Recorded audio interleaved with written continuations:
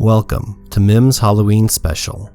Every day this week, a new collaboration will be posted featuring no sleep stories. Afterwards, I will be returning to my usual mix of true scary stories, original ones, and no sleep.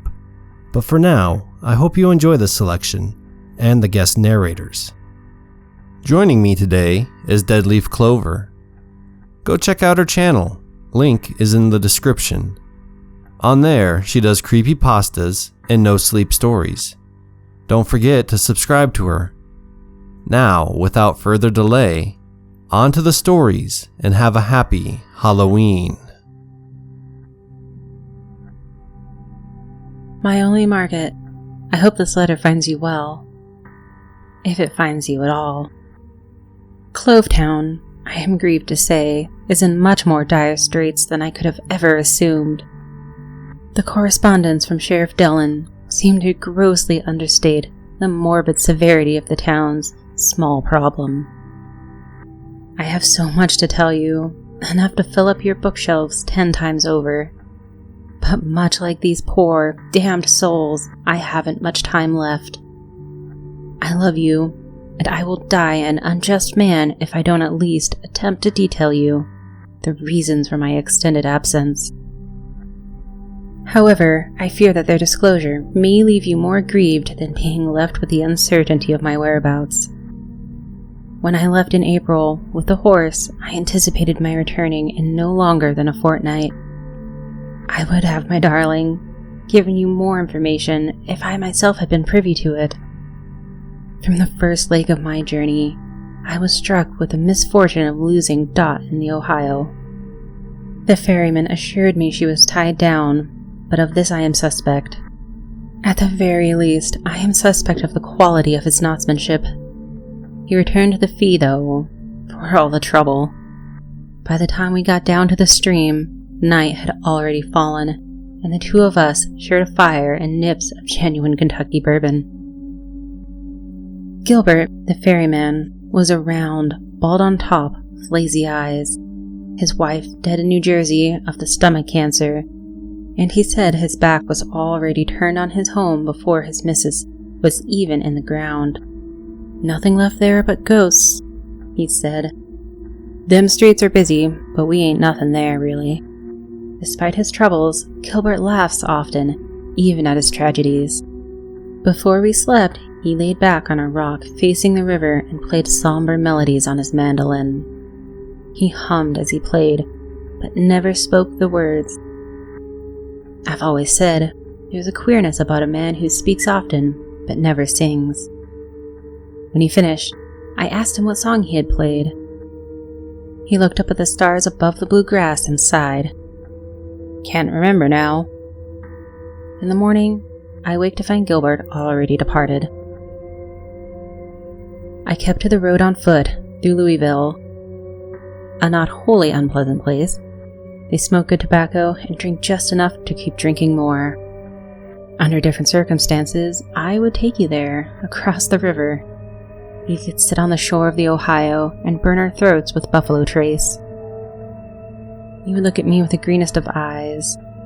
You would tell me you loved me, and this whole damned world would stand still. In Louisville, I was loaned a horse by a certain Mr. James Tomble, a farrier whom I had treated just a few years back. The city ends abruptly with a tree line denser than I have ever seen, but the roads are clear for the most part. By the following night, I had already arrived in Clovetown. Upon my first step into that friendless byway, I knew I was treading on cursed ground. There was a kind of itch in my eyes just looking upon it, upon the black birds that groaned and fluttered from roof to roof. I progressed deeper and found a carcass in the gutter alongside the street. A lamb, left with nothing but bones. Deathly black feathers surrounded the skeleton like smeared ink spilled on the desk of a scribe. Without delay, I found the office of Sheriff Dillon, who had been expecting me. I told him about the trouble on the ferry, and he apologized as if he had been the one to drown old Dot personally. Even as we talked over bourbon, he continued to circle back to apologize for nearly every misfortune that had befallen me on my trip, no matter how small. "I tore the hem on my trousers just after leaving Louisville," I told him, and he looked gravely at his feet, much like one does after hearing the loss of a dear friend before the tears come. "There's a tailor down the street," he says. "A real quality gal. Handsome, too." Dylan seemed to avoid discussing the matters of my invitation, and I must admit that I grew somewhat impatient with the length of this unrelated story about this person and that thing. He was in the middle of a particularly tenuous monologue on the prospects of a new botanical garden when I finally cut him short. "You mailed me about a certain malady spreading in your town, Mr. Dillon. As much as I appreciate the pleasant conversation, I would rather tend to the unpleasantries for the time being, if I can be so frank." The sheriff passes by me toward the window to his right. He stands, staring into the cloudy night for several moments, and he breathes deeply from his belly, then returns to his seat. "It's gonna rain," he whispers. I glance out the pane. It appears so. "Dr. Stanley, we're all dying. All of us." I lace my fingers. "Everyone's dying everywhere, Sheriff. How we are dying is what I am more interested in. Withering, wasting, like a tobacco plant in the hot sun. Consumption. It's rampant and as devastating as it is cruel. It passes from person to person in the communities like Clovetown, faster than you can run away.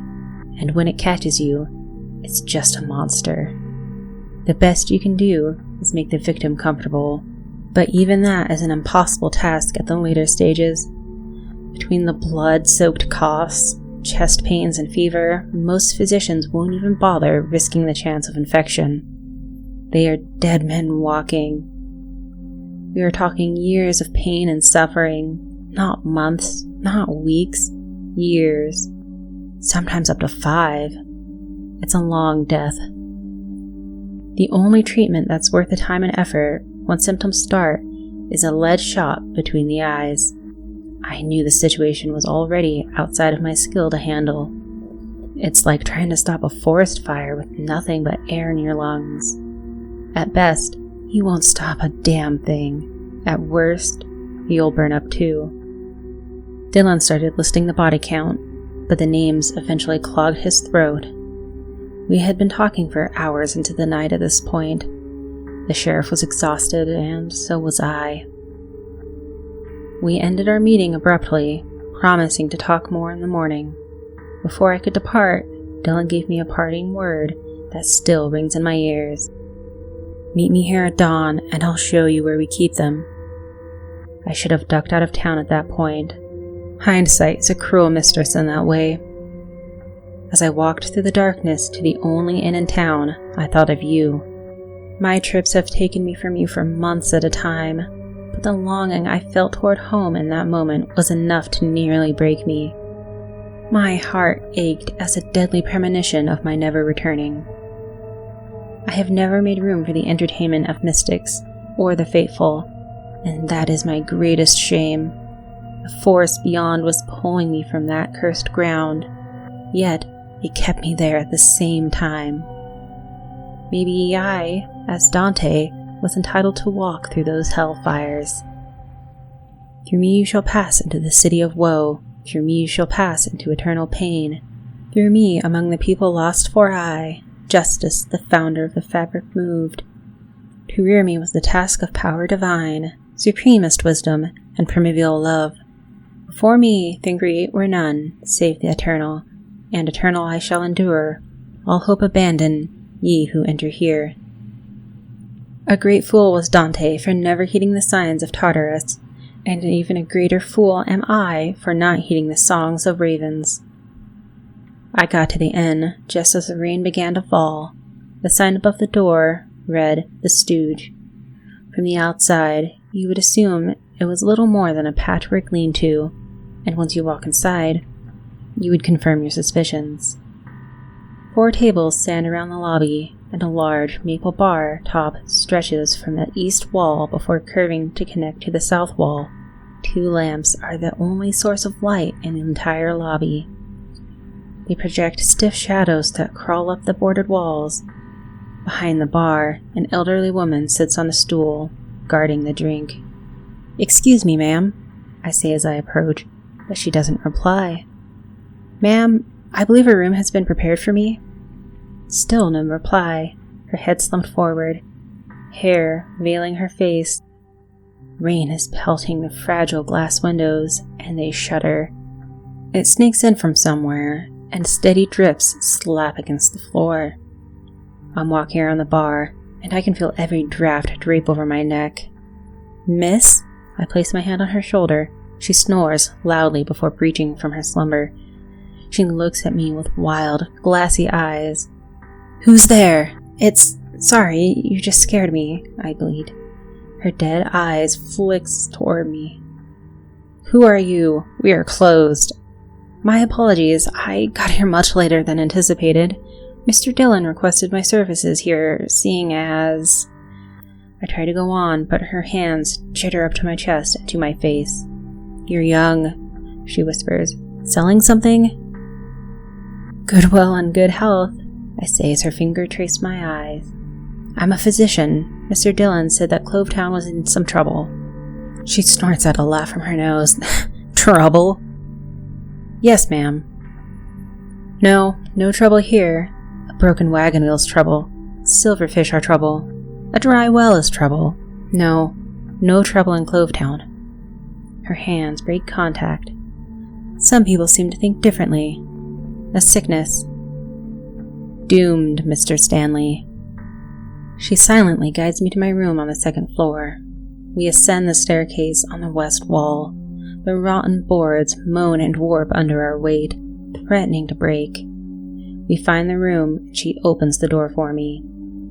With more than a little hesitation, I step inside and turn to thank my host, but she shuts the door. I hear her footfalls grow quiet as she moves down the hall until the sound of the storm overtakes all other noises. I sit on my bed and try to recall if I ever introduced myself to that old crone. I wake the next morning, unsure of when I actually fell asleep. Outside, a raven is perched on my window. It runs its beak through its feathers before pulling itself up and closing its eyes for a nap. A light drizzle quickly coats the bird in countless tiny pearls of water. The inn is filled with a hearty smell of pan-fried meat and warm bread, and below the banister, I see several patrons sitting around the tables. They speak grimly to one another over their breakfast. When I begin to descend the stairs, all of their eyes spin towards me, and their chatter fizzles into nothing. "Good morning, gentlemen." I gesture as warmingly as I could muster. "Morning," growls one of the men. He pulls out a cigarette and lights it with a match. From behind the bar, a young lady appears, dressed in cotton and sporting a particularly large sun hat. If I may be frank, she seemed to be the queerest sight yet, not only because of the strangeness of her person, but more so by sheer comparison to the other residents. She seemed lively, a word that I cannot ascribe to anything else within the bounds of Clovetown. The woman, whom I later learned was named Florence, picked up the affairs of the inn a couple years prior. The elderly woman I had met the night before, known as Nan, technically owned the establishment, but Florence keeps things in order as best she can and sees Nan as a surrogate mother. She collects a couple plates in her flour-dusted arms and spins towards me. "You get here last night, hun?" "Yes, rather late actually. I believe I spoke with the proprietor. She showed me to my room," I say. "You woke up Nan?" "Dangerous. Luckily, she didn't have her skillet. She'll swing that like nothing else." She smiles from her eyes. "Knock you out cold."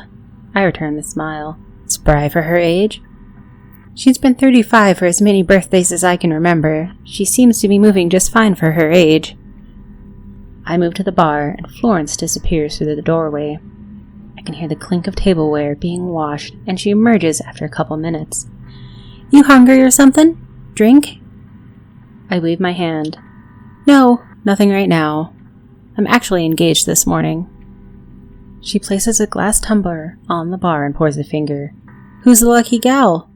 The glass slides my way. Oh, I chuckle. Not like that. I have an engagement. A meeting. A meeting with Mr. Dillon, to be exact. I'd hate to be engaged with that prick, roars a patron behind me. Always knew he's a queer. One laughs in reply.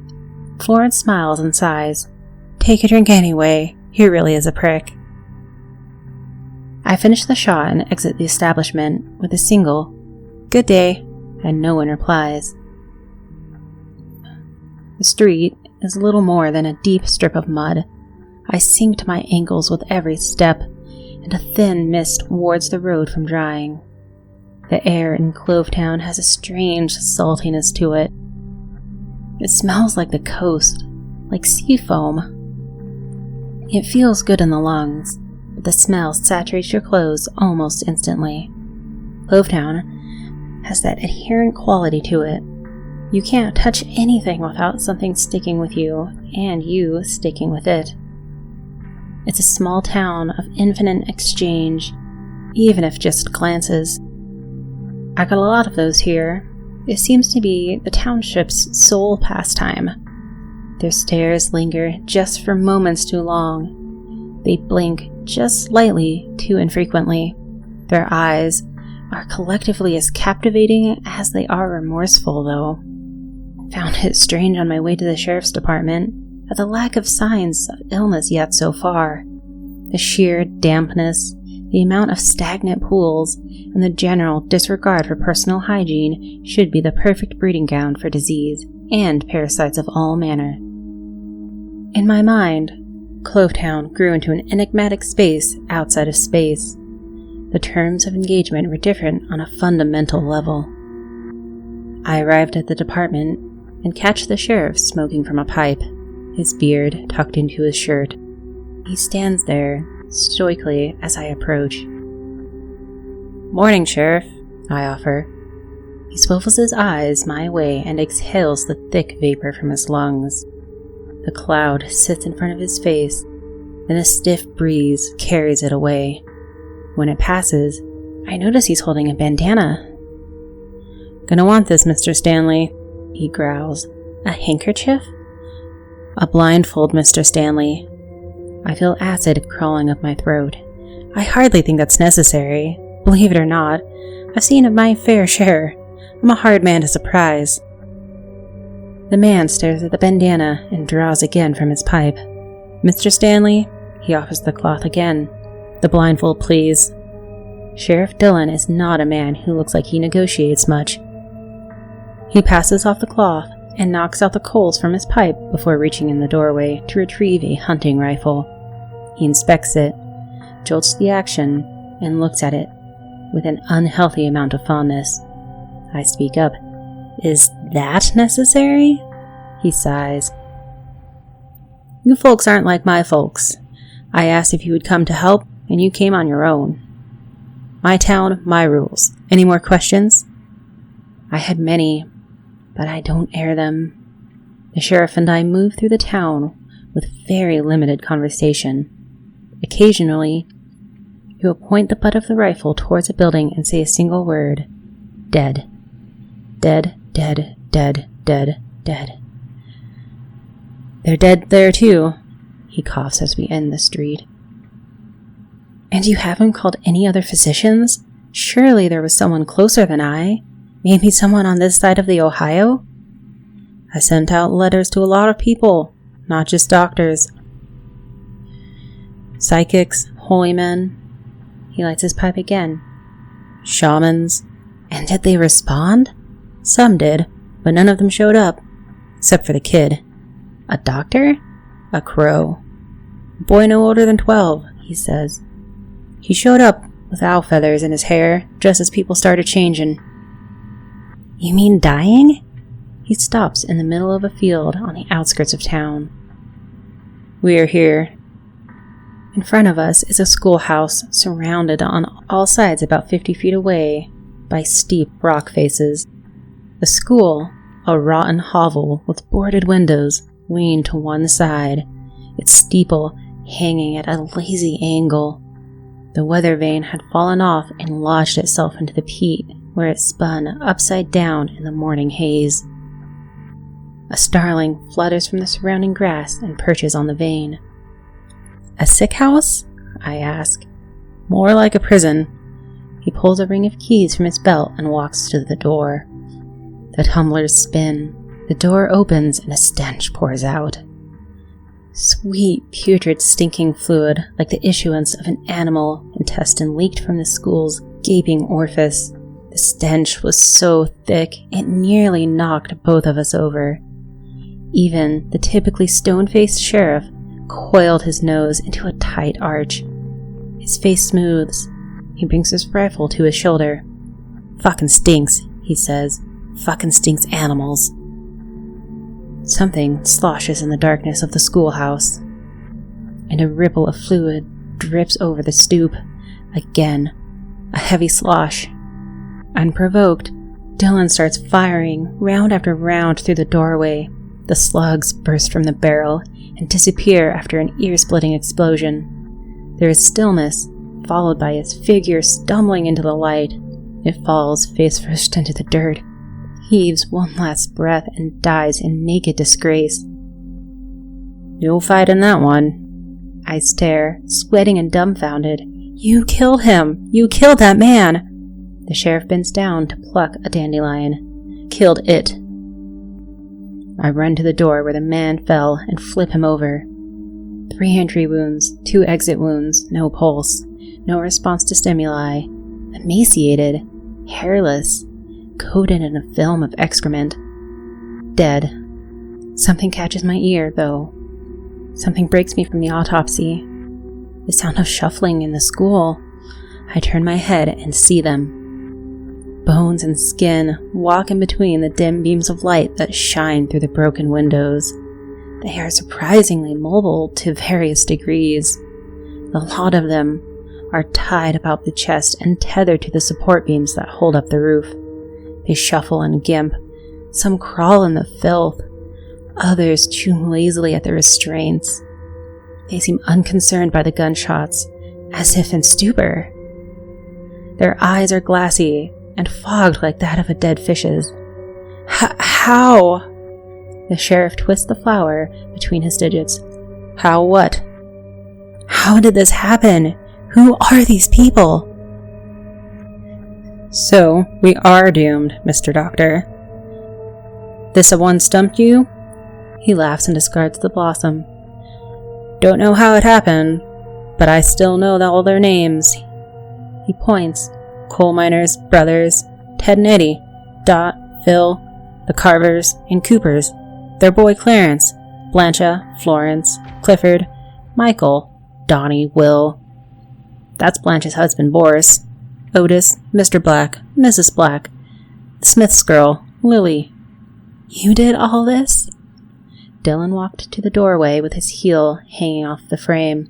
"Nah, I helped. Mr. Black helped. Then they died." The mob shifts their gaze as soon as he enters. As one, they lurch towards him. One moves with so much force that his bindings slip from his arms and catch him in the neck. It breaks with a hollow snap. He falls to the ground and doesn't get back up. At that point, the swarm of bodies have pulled their leashes tight. Their feet slip on the sludge, and a couple topple over, under their feet of the others. None of them break that predatory focus. They snap at their prey with rotting, gnashing teeth. "Come with a doctor, y'all. Don't seem like he knows shit, though." "Sorry." A scowl paints his face when he turns. "This isn't what I was prepared for. You said consumption." The scowl deepens. "You said consumption. You ain't said much else, though, other than to badger me." "Shoot straight, doctor. You ain't got jack shit on what this is." He lifts an accusing finger to the crowd. A cord snaps and the finger disappears behind rows of teeth.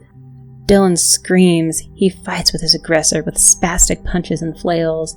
He manages to repel the beast with a solid boot to the chest, and he flops onto his belly and scrambles toward me on all fours.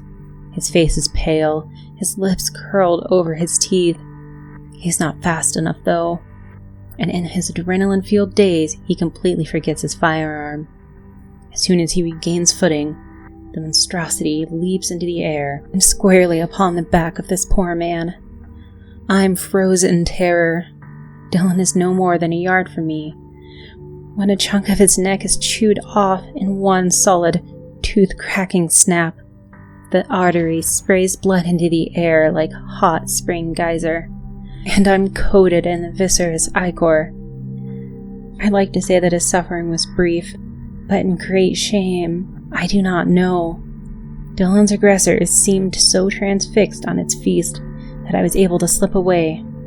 I turned back only once, expecting to see the sheriff's outstretched hand and pleading eyes, but I wasn't afforded that image of my cowardice. He was convulsing in the dirt, his back split open wide enough for the beast to fit his whole head in his chest cavity. A spirit carried my legs faster than I've ever ran before. By the time I had made it back to town, I could little more than crawl. I think to go straight away to my room. The taste that sublimates into a metallic odor is coating my mouth. The buzzing chatter in my brain freezes and drops into my stomach like a plumb bob. Blood. Filthy, rotten blood. It smears further when I try to wipe it from my face. A conniption set in. A fury like I've never known takes over my body. I forget the next hour or so. I was not sure, as I had lost my watch, and I wake up on the floor of the former sheriff's office.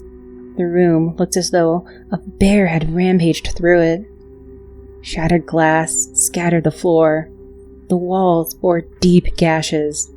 My arms trembled and are tore to bare muscle in some places. I feel no pain, though. I stand, catch my bearings, and move to Florence's dismembered cadaver that is sprawled across the desk in the middle of the room. The sight of her is so striking that I hardly even notice the screams outside. I pick up the pieces of her head and place them on the end table. I cannot save these people, Margot, because we are not sick, we are hungry. I will find you, always, Langston Stanley. Hello? Is this thing on? I'm not really good at this whole internet thing. My generation was keener on face-to-face interactions, not stuff like this. After years of therapy, though, my doctor thinks that maybe this is just the thing I need. My name is Robert Mason, and I have the worst case of siderodromophobia my psychologist has ever seen. I'm sorry, but I can't help but feel this is all pointless.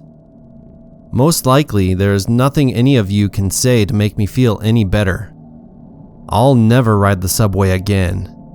What happened to me all those years ago, it had to have been a 1 in a million experience.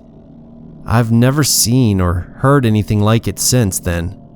Nothing in the newspapers, nothing on TV.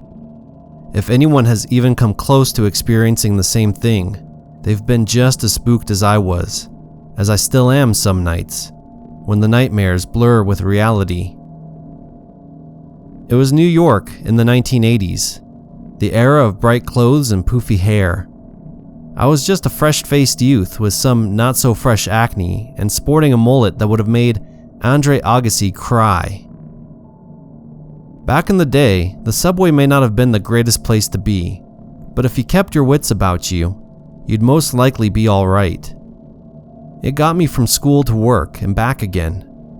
My folks weren't really thrilled with the idea of me riding the subway because, well, as I explained, it was never really the best place to be, especially back then. The graffiti-stained tunnels, the homeless living and defecating down there, not to mention the drug use. Being the hothead that I was, though, none of that mattered to me. Nothing could scare me. Besides, my dad was a factory worker, and my mom worked 18-hour-plus days as a nurse, and they still just barely cleared $20,000 a year. A car was just out of the question. In what I now look back at as a sad attempt to make myself feel higher up on the social ladder, I like to pretend that the subway was my own personal limousine, complete with my very own driver and everything. just a lot smellier and about as dirty and disrespected as a public restroom. One Saturday evening I'll never forget. I was exhausted as hell. A good buddy of mine had called in sick, so I had to come into work on my day off and cover for them. The car I was in was particularly packed, and there was a guy who had these insanely long fingernails. I can remember feeling sick as I watched him nod his fingernails like some tasty bedtime snack. I'd like to pretend that was dirt underneath them, but God only knows what it really was. Gross as it was, I sat back in my seat and tried my best to ignore it and maybe get in a cat nap until my stop came up. About 20 minutes went by and finally the man decided to take a break from his late night fingernail feast and sit right next to me of all places. Either he hadn't bathed in a week or he had freshly crapped in his pants. I'm not sure which of the two thoughts made me feel any better. I tried any ploy I could think of to get this guy to leave me alone, pretended to be fast asleep, turned opposite of him. Alas, he still felt the need to tap me on the shoulder. "Excuse me there, young man. Have you heard the good news?" His crusty lips had to pry themselves apart as he muttered the question. "What's that?" I responded, being a smartass. "You discovered a toothbrush? Man, have I got news for you. Find some toothpaste and just add water. You'll be amazed." No, silly young man." My insult took the one-way express and just went right through what was clearly an empty head. "You must be confused. I'm talking about Jesus Christ, our Lord and Savior." Now, let me just take a moment to get this out of the way right now. I'm not a bigoted or racist kind of guy or whatever you want to call it. I could care less what color or creed you are. It doesn't make any kind of difference to me whatsoever. That being said, I was never exactly the first person at church, when I actually went, to extend my hand and offer blessings of peace. I don't particularly care to shake hands with someone who probably didn't even wash them, and religion just never was my style. And there was absolutely no way some strange subway guy was gonna magically convert me within the span of a few stops. "Alright, look here, guy," I sighed, my inner smartass about to re-emerge. "I'm Jewish. Now, I don't know if you heard the bad news, but he's not exactly on speaking terms with my people. So why don't you do yourself a favor and find somebody else to talk to, okay?" Suddenly, my face grew numb and I was seeing stars.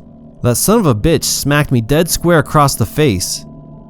Looking back, I more than likely deserved it, but at the moment, boy was I pissed off. The next thing I knew, he had his hands wrapped around my neck. "You heathen!" the man shouted. "You dare to come into my sanctuary and mock the good Lord? Blasphemy!" If I didn't think this guy had a few screws loose to begin with, what he did next pretty much confirmed my suspicions. Again, I'm no expert, but I'm positive he was quoting scripture that didn't even exist. "Boy, ain't you ever heard Psalm 734, 777?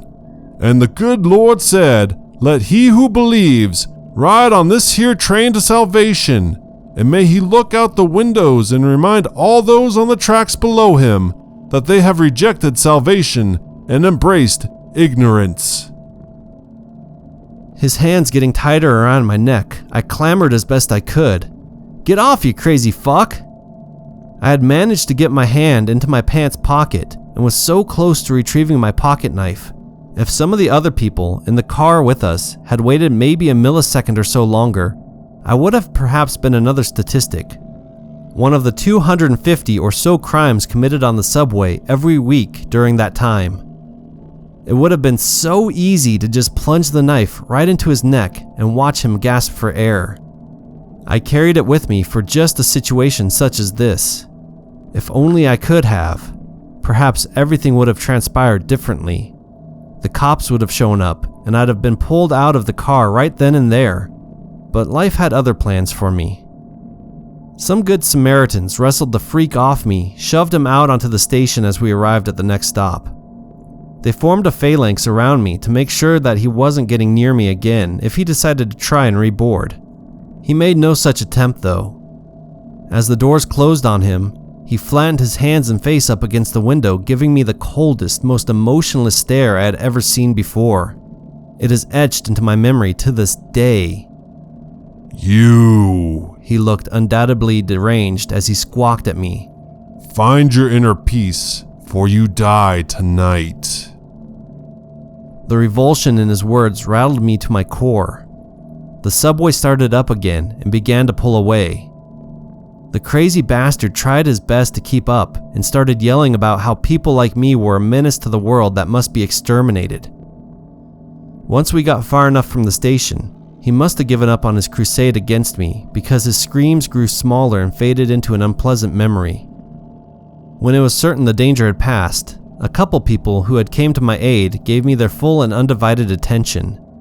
It took what felt like an eternity to finally convince them that I'd be all right. I had assured them that as soon as I made it to my stop, that I would report the incident. What a lie that was, though. I wouldn't have been surprised if my pants went up in flames right there on the spot. I couldn't breathe a word of this to anyone. In the naivety of youth, I believed that would bring about the end of my existence. If my parents heard that I got into a fight on the subway, they'd insist I stop taking it. I'd never be allowed out of their sight again, and I'd be the only one being driven to college by his mommy. I had a reputation to uphold. At least, this was before the days of social media and cell phones that could warp information light years away with the click of a button. I got up and headed toward the back of the car where it seemed to be a little less crowded to take a moment to collect myself. My hysterical heart rate slowly calmed as I leaned back and caught my breath.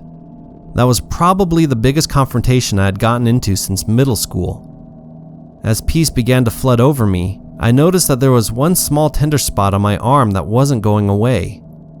Pulling back on my sleeve, I noticed an almost trivial trace of blood that I was sure had not been there before. It almost looked like I was poked or prodded with something.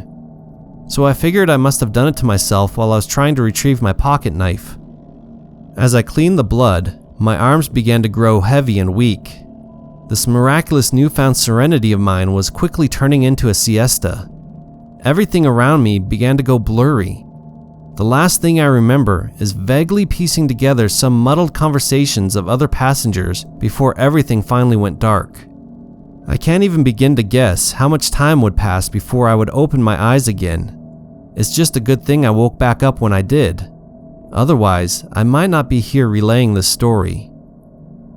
A substantial amount of sleep followed by an uncertain amount of time, and the muddled conversations were entering my ears again as I awoke.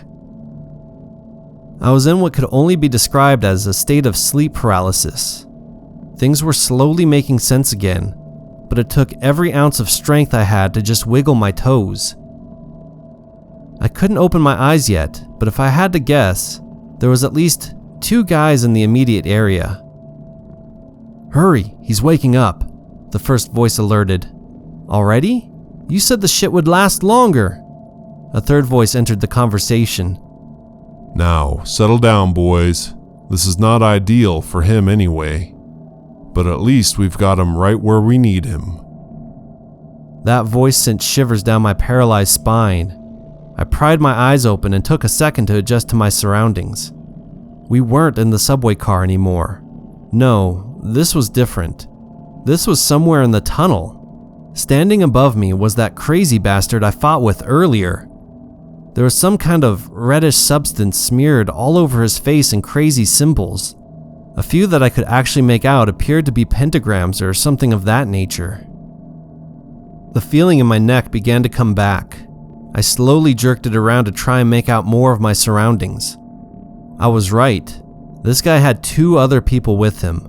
They were all huddled around me in a circle. The trio looked almost identical, all completely bald and draped in black robes. The one from earlier that I fought with seemed to be their leader. He huddled over me like a dark storm cloud. All I could do was peer into his black, bleak eyes as he stared into mine. If his objective was to try to get me to pray, he succeeded. I would have given anything to be anywhere else in the world. I'm sorry about this, young man. The leader fraudulently apologized. You weren't supposed to feel any of this. But what's a little pain in the sacrifice to the good Lord? Please, I begged. You don't have to do this. But we do, He responded. Through the consumption of contaminated flesh and blood, you shall be made pure again, made whole. He withdrew a rusty knife from within his robe and began to tear away at my shirt, ripping an X in my clothes right by my heart. By this time, I was starting to get feeling back in the rest of my body again, but I needed a little more time. Since I could now talk a bit better, I began running my mouth as fast as I could, anything to keep him occupied. Come on, man, please? I'm sorry about earlier. Just let me go. Nothing has happened yet. Let's just forget this whole thing. You've seen the inside of our sanctuary. I couldn't possibly let you go now, He responded. Come on, I begged. I'll give you all my money. Bribery? How dare you? One of the man's followers shouted. I tried to spin it any other way I could. No, not bribery. Call it a gift. Think of it as a donation to your sanctuary and your cause. Ha ha ha ha ha ha. The leader devilishly chuckled. You're already giving the greatest donation of all, your body and blood. He raised the rusty knife high into the air. Suddenly, the feeling started to come back in my arms and legs. I could feel the weight of my wallet and my pocket knife still in my jeans. The crazy bastards must have never thought about trying to rob me in the first place. Well, thank God they never thought to check for a weapon. As the feeling entered my body more and more, I began gingerly inching my hand towards my pocket. Perhaps in the darkened tunnel, they wouldn't notice. Well, I said, if this is how it's gotta be, may a condemned man at least be granted some final words? Say your piece, young man. The leader nodded his head. Might I suggest a Hail Mary?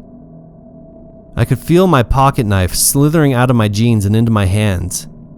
Have you heard the good news? I began to whisper, slowly descending into a roar. Make peace with your God. You're the one dying tonight. I jumped up as quick as I could and tackled the leader, plunging my pocket knife into his neck. To this day, I'm still not exactly sure how I escaped the grasp of the other guys. Maybe it was divine intervention after all. Down the tunnel, in the distance, I could see a subway car stopped. I began my mad dash towards it, not even bothering to look back. All that mattered was getting out of there. Careful, don't damage him! The leader's blood-curdled screams echoed down the tunnel. No sooner than I jumped into the subway car was the door closing behind me. I leaned over to catch my breath for a second, and I could hear the trio banging on the door, eager to tear through it and mutilate me. When I looked back up, I realized something. This car was empty. Where was everyone? For a second, I thought maybe I had wandered into an abandoned line, or perhaps maybe one that was undergoing repairs or something like that. After searching the car up and down, I happened to notice there actually was one other person around. He was hunched over in a seat at the opposite end. One of his legs was stretched out across the seats. He was so engrossed in his foot that he didn't seem to even notice I was there. Hello, sir? Can you hear me? I began to inch my way closer towards him. I need some help. I'm under attack. Still, no response. The guy clearly lived around these parts. He had the tattered clothes to prove it. Long graying hair covered the front of his face, hiding any discernible features. I was maybe 2 or 3 seats away when I could clearly see what he was up to. One of his shoes was off. Not that the dirty eviscerated pair was doing him any good anyway, and his sock was rolled all the way down past his foot. I stared in horror as I watched him peel dead, almost rotting flesh off of his feet. His foot oozed blood and something poking through it, which I can only assume were parts of his bone, which he was gnawing at profusely. The banging on the door started up again. One of the attackers on the outside began to holler. Cyrus, you in there, boy? You there? Go on, get him! He stopped chomping away at his foot and looked up at me, one eye peering through his lengthy hair. Oh shit. shit," I muttered to myself. I took off and headed into the next car as quickly as I could. Now I had this crazy feral guy on my ass, and his foot didn't seem to be a hindrance to him. My lungs burned with red-hot intensity as I tried my best to keep my distance between me and him. If there was any chance of me getting out of this now, I needed to get to the center of the train to the conductor's area. It was my only hope of getting off the train and perhaps onto a station platform. Before I knew what even happened, I tripped while in mid-run and banged my head against one of the seats, allowing the crazy foot guy to catch up to me. I was so dizzy and confused that I just started kicking and hoped for the best. I thought I was done for when he let out a monstrous howl that sounded almost more wolf than human. Almost immediately afterwards, there was dead silence. Not even a peep from a mouse or any other rodent I'm sure inhabited this train. Just like that, he was gone. Maybe I hit him on a soft spot on his foot when I was kicking away. I got up and looked around. My eye was throbbing from where I had fallen, and I could already tell it was going to swell up like a balloon. My heart was beating faster than it had before, but I tried my best to remain cool and collected. About a minute or so later, I made it into the conductor's car. I had a throbbing headache, and at this point didn't give a crap about anything. I pushed every button and pulled every lever I could see and hoped for the best. A loud, thunderous moan began to conquer the silence as the doors slowly opened up. I'm not sure what station I was at exactly, but I could tell this one hadn't been actively used in a while, for whatever reason. I began to step onto the platform when an uncomfortable thought completely overtook me and froze me in my tracks. With everything open now, who is to say they weren't out there just waiting for me to step off the train? When I was sure the coast was clear, I made my way through the station as inconspicuously as I could and headed for the first set of stairs that made themselves known. This was it, my big moment, just a few more steps to freedom. I never thought I'd be so happy to smell the fresh New York air again. I remember just making it outside, catching that first glimpse of a yellow taxi and a hot dog vendor before I collapsed to the ground in exhaustion, and everything went black again. When I came to this time, I was in the hospital, hooked up to IVs and unsure of what day it was anymore. I had sworn to myself that no one would ever know what had happened to me, but like I said, life had other plans. After the doctors and nurses were sure I was stable, the police were among my first visitors, followed by my parents, my mom sobbing her eyes out. I did my best to work with the authorities, but no one was ever found down there. Nobody even came forward to identify themselves as the ones who helped me in my original scuffle. That was the last time I ever took the subway, and I will never go down there again. On my last day in the hospital, I received an anonymous bouquet of get well flowers with a card that read, "Perhaps you have found peace after all, young man. Enjoy it while you can. My friends and I will be here waiting for you when you come back."